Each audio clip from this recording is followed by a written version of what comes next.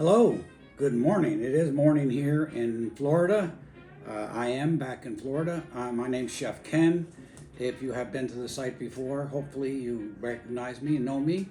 If not, welcome to all of you. Everyone is out there. We've been away for a long time. I've been traveling and I apologize for that. But I need to give you a little history about what's going on with this site. This site is about cooking. And we're going to get into what about cooking. It's going to be a different kind of site. If you love cooking, if you're passionate about cooking, you will love what we're going to do and what you're going to absorb and learn. It has been called, we named it, we being myself and my daughter Katie. She's the producer and the impetus behind this. She just said that, Dad, we need to do some videos of you talking about food. So I'm here in Florida. My home, we're retired, my wife and I, 50 years. We're celebrating 50 years this year. Very exciting, very proud of that. And my daughter and her family live just north of Seattle, so it's a long way away. And we went out there for a couple of months to visit her, and she got me doing these videos, and she was there doing everything. Now I'm home alone. It was scary. Anyway, it was called Pro Chef 101. We were kind of in a hurry to get it going. On a wing and a prayer, we just started doing it. We had no plan, no schedule. We just, every day or every other day or whenever, if I was cooking something or doing something or I had a thought, we'd put it on tape or digital as it is today. And it was fun, it was exciting. And I like working that way.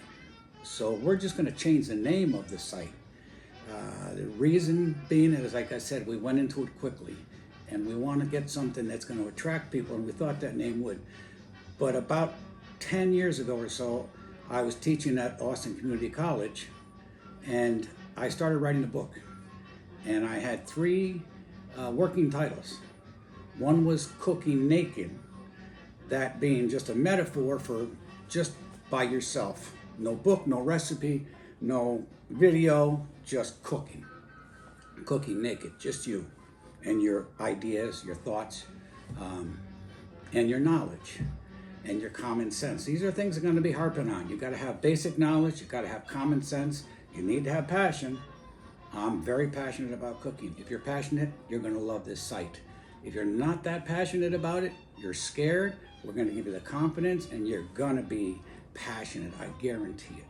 Because it's such an exciting, I'm always thrilled because whenever I meet somebody new, inevitably the talk, I don't even have to mention it. Somehow we get talking about cooking. I don't know what other jobs. You're a teacher, you're a laborer of some sort, a plumber, an engineer, an executive. People don't sit there and want to pick your brain. If you're a chef, you've been in the restaurant business, everybody wants to talk about food. So that's very exciting. So that was one working title, Cooking Naked. The other one was I Can't Not Cook. That's because it's in me. I need to do it. It's something I need to do. It's that much of a passion. The third title was going to be Culinary Jazz. And the reason for that is twofold. One is I love jazz. I don't know if you can hear it in the background, but I've got jazz on. I was brought up in a family. My father was a tremendous musician. He was a better engineer. So even though he played in some big bands in the late 30s, he played as well as anybody I've ever heard. He played piano, saxophone, and clarinet. Just jazz. So I grew up on that and I had a passion for it. I still do. And I understand what jazz is. And my cooking style is like jazz. And we'll talk about that a little bit more later, how it relates. But so the new name of this is going to be Culinary Jazz. Culinary, which the root of the word is to do with the kitchen, anything to do with cooking in the kitchen, culinary. And jazz, as we said, is the etymology of the word I'm not going to get into because it's a little bit X-rated, but jazz was African Americans in New Orleans were talking about this kind of music that they invented, and they came up and it evolved into the word jazz. And again, hopefully I'll get into that a little bit later. If not, that's okay too. We're going to talk more about cooking. But so what we're going to do is we're still not going to have a hard, fast format. We're not going to have a schedule of everything we're going to do ahead. We might jump around from, like we did the last ones I did, from making some kind of bread to making some kind of dessert to making soup or braised food, anything, or how to use a knife, or how to cut meat. Going to be a lot of things you're going to learn. I was a professional chef. I grew up in Connecticut on Long Island Shore. Again, the family, my father was really into jazz and music, and my mother and my grandmother and my three sisters. I was the youngest. So that family of mine was very creative. They did everything from sewing, knitting, crocheting, and cooking. We always cooked. My sisters weren't that interested. They were more seamstresses.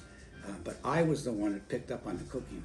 My mother was a good cook. She loved to cook. My grandmother, who lived with us all my life till I got married, she didn't cook much, but she always made the Swedish cardamom braid, which was a sweet bread. And from the time I can remember, maybe 5, 6 years old, I would help her make that. And that was mind-blowing. The little emoji with the head blowing off? That's what it was for me, to see this these powders of bread, the flour, this, and put this in, and the yeast, and the bubbling this, and then and it's rising, and you set it, and all this you do, it was just blew my mind. And that's when I fell in love with cooking. Of course, I cooked savory things too with my mother and learned a lot. Shopping with my mother all the time, I learned a lot about that. So it was in me from a very young age, and when I got into high school, didn't know what I wanted to do. I went and worked at a friend's bakery for a summer and found I loved it. I didn't want to do just baking though. It was a little bit too one-dimensional for me. You made many things, but you just repeated the same thing every day. And the kitchens are something like that too, but there's more options because I can do all the baking I want in my restaurant. I can do all the cooking I want of anything. I can make new menus. I can do anything I want. It's freedom. Freedom to be an artist, because it is art. And in the previous videos, I don't even remember what we did because we were doing them so fast. We were just popping them out. And I don't remember. So we're starting over again. And I don't know where I'm going to begin. But I know I want to explain what I'm doing, what's going on here. All right, so what I want everyone to understand is going to happen. We're going to have anecdotes about restaurants. We're going to have history. We're going to have math. You're going to have a great education. When I went to the Culinary Institute, we learned all baking. We learned all continental cooking. We didn't learn much, Asian or anything like that, but we did learn the continental cooking. That's what was popular at that time. But we learned it. We learned it well from mostly European chefs. American bakers, European chefs. I got a tremendous education. Culinary Institute of America was in New Haven at the time. I was the last graduating class, and then it moved to Hyde Park, New York.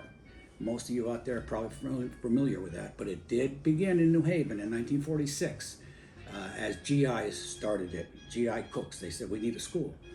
So they opened it, and the focus was mostly on baking at the time, but they expanded, and by the time I got there in 1969, we were doing just about everything. It was a lot of hard work, very tough chefs. It's like being in a restaurant. They were really hard on you. They pounded things into you. They got angry at you. It was great, a great thing for me, 17, 18 years old. So I was the last graduating class and also the last all-male class. What do you think about that? All you ladies out there. Ladies couldn't cook. No. Obviously, we know that's not true. In any event, I went on to kind of apprentice in country clubs in Connecticut, where I grew up, and that was a great education for me. And then I had the opportunity to move into a restaurant business with a couple of people I had worked with previously, and they invited me to come there and work for them, and then made me a partner. And it went on from there, and that was in White Plains, New York. And then I left that, did a little bit of work for a food service management company for a while, and then I went on to teach at Austin Community College, which was a wonderful opportunity. I really enjoyed that. And now I'm retired we lived in Texas for 13 years, and now I'm retired in Florida. And it is beautiful out. And I do have my bathing suit on under this, so soon as I finish this, I'm off to the pool to get a little exercise, my bike, and then that. So anyway, I'm Chef Ken again. What I'm looking to get from anybody out there, this is not my site, this is your site. What do you want to know? If there's anything I don't know, I'll tell you, I don't know. If I do, I'm going to help you, because it seems to me that most of the people I talk to don't have the basic understanding of what cooking is. It's an art, culinary arts. It's an art. It's not a recipe. I don't like recipes. I have not one recipe written down of all my whole career. I never wrote a recipe down. It's either up here or it's gone, and it doesn't matter because I'm going to make something new today. I'd rather create than write down and say, do this way. And I guess so many people started 50 years ago. People would ask me, I don't have a quarter teaspoon of marjoram. How can I make this dish? And that's the kind of thing that really bothered me. That's why I want to do this. You just need to know. You need the common sense, the basic knowledge, and the passion. You put those together and you can do anything. But don't be afraid. And I'm going to give you the tools to not be afraid.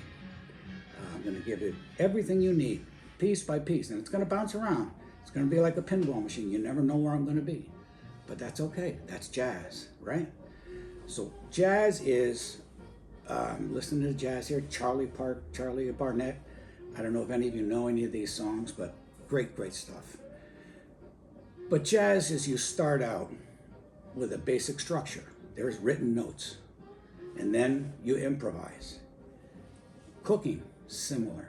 You don't have a recipe, but you've seen a recipe. That gave you there. It's like a painter. He sees a scene. He's not going to take a picture of it. He's going to paint it in his own mind the way he wants it to be. I get a recipe and I say, hey, that's pretty good. That looks interesting. My wife is constantly on Pinterest and places like this. Oh, this looks interesting. I say, yeah, but I don't want to do what they did. I take their idea and either improve on it or change it in some way. That's the artistry.